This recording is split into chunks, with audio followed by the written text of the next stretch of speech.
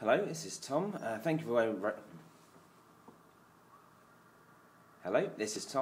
much for watching this review. I'm going to be reviewing the new Jason Statham film, The Mechanic.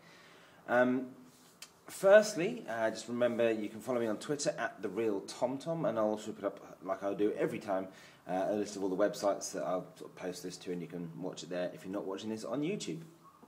So, this is Statham's latest film. The last one I saw was The Expendables. Now, just to touch on that, the way I've seen action films going recently is they've become very big on explosions. It's very over-the-top productions. It's big action sequences, kind of like it says in the title. It's an action film. Although I think they've gone too far the other way. I remember watching stuff like Die Hard, Lethal Weapon, Predator, where you have the big sort of set pieces and the big scenes, but the story drove it. There was a bit of humour. There was, famous lines that everyone quotes to this day. Die Hard with the Yippee-ki-yay, mother. You get the picture.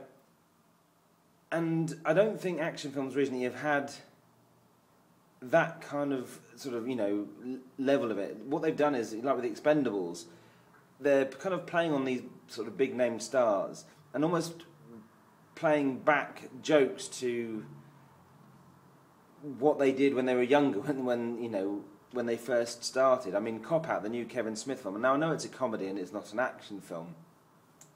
It's an okay film. It's hardly great. His best work is definitely sort of The Clerks and Mallrats, when he was sort of, again, a bit younger. But Bruce Willis in Cop Out is watching his partner, Tracy Morgan. Tracy Jordan's his character in 30 Rock. But he's sort of interrogating a prisoner and quoting film lines at them. And he's sort of saying, oh, that's Scarface, that's this. And then he does Yippee-ki-yay, mother.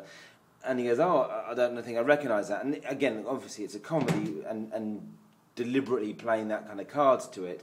But I think also with some of the new action films, they're playing on the conventions and have lost kind of what made the action films great was the story driving it, not just that it was fantastical. So Expendables, again, was an okay film. Lots of big name stars. Lots of them only having very short cameos, like, Arnie wasn't in it for very long, obviously, because he's Governor of California. Bruce Willis, again, drops in and out, very, very short-lived. And, like, Mickey Rourke's in it, for a few scenes to be a character to play off Stallone, but isn't one of the main protagonists, I'd say, like Statham was, Jet Li was, and Sly Stallone is.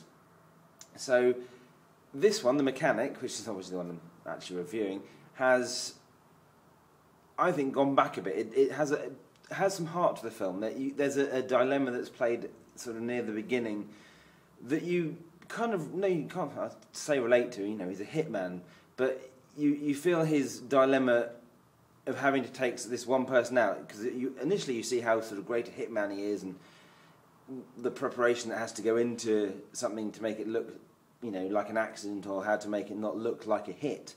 And to do this particular hit, and the conversation that goes on between the two characters, and the feeling you get from Statham, which I think some people probably knock him for, because he's done some roles that have made him a very dry role, like The Transporter. He plays that suited and booted and very sort of unemotional character.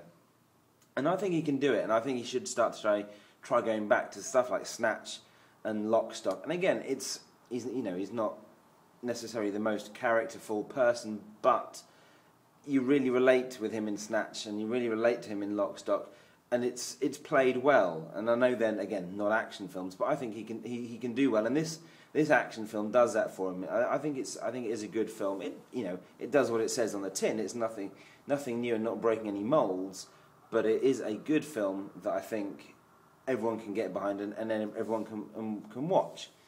The other sort of supporting cast of Statham, Donald Sutherland, he's in it at the very beginning for a short section, and he's Donald Sutherland, he's very good. Ben Foster, he's one of those actors, you may not know the name, but you see him and you go, I know him. And I've just looked up, he was in 3:10 to Yuma, he's in X-Men 1, I think 2 and 3, as the character Angel, the one with the wings.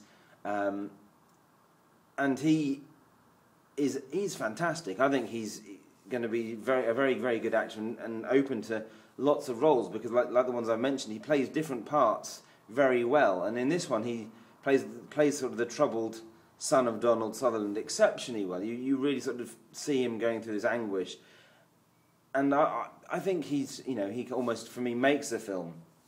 It's directed by Simon West, who, again, I hadn't heard of, but, looking at the films, so I'm looking this way, Con Air, Tomb Raider, and The General's Daughter with John Travolta. There you go, get there in the end. Some big films, and again, very kind of action-driven films.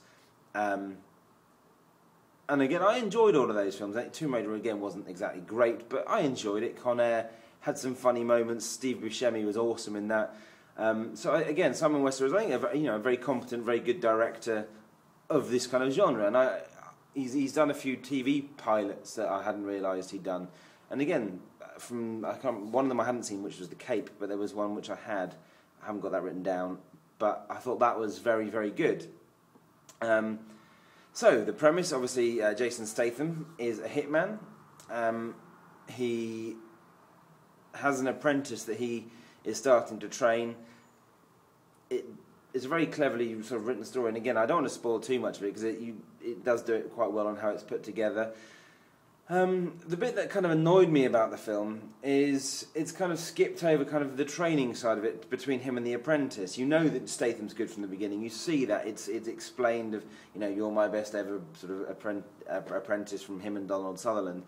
And where he's training Ben Foster's character, you see him sort of do a couple of shots of him shooting and him getting better, and the grouping of the shots and taking out smaller targets, that kind of idea. But then when the film progresses where he's sort of working a particular job, suddenly Ben Foster's character is doing a lot more than you'd kind of expect him to do from the training you've seen, and you kind of take it as a given. He's worked and he's done this, but to me it skirts over it. Sort of, you just kind of have to expect him to be good at this, and it suddenly becomes, suddenly he is good at this, being a hitman. It doesn't touch on it enough for my liking. It's quite a short film anyway. They could have made it a bit longer and maybe gone into their character relationships through this training process. But, saying that, it's an action film. It's a given. It works well. And I guess the way they do Ben Foster on his first sort of mission, and you get the voiceover from Statham of what you should and shouldn't do, and obviously it's kind of a learning experience for him on his first hit. It's done very well, and it's quite a clever premise, I think. I think it's very good. Overall, I think this is a really good film for Statham. It's shown him to be a sort of a better actor than maybe he showed up in some of his last films, although it is still a very, I am a hitman, I am an action hero. I think it opens up that he could, again, go and start doing some more interesting films, and I don't think he'd lose himself. I think if he does too many more of these, it could end up being that way, that he's just become a complete typecast. The friends I saw this with, who happened to be female, obviously said he's a very attractive guy, and they'd like to see him with his shirt off more. But I think they do enough that it isn't over the top for the guys going to see it, but it entices sort of girls to want to go and see the film as well. It's a definite no-brainer. You don't have to be completely sort of immersed in it to follow it and follow the story that's going on, but it doesn't leave you hanging with, well, there really wasn't any story to that. So overall, I'd say it's a good film, definitely worth checking out. Definitely a cinema film for the explosions.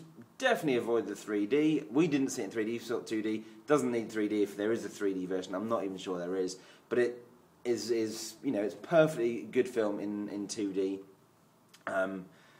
And yeah, it's got the makings of Statham becoming better from this film. I think I heard somewhere that he'd sort of said that he'd been given lots of scripts, and each one he's seen hasn't been what he'd like to do, and hasn't been good enough for him to do anything other than the sort of the action series. Hopefully he'll start getting more where he can show off some talent that I think is more than just his, look at me, I'm kick-ass, I'm a moody kind of, Brit guy. But it's a very good film.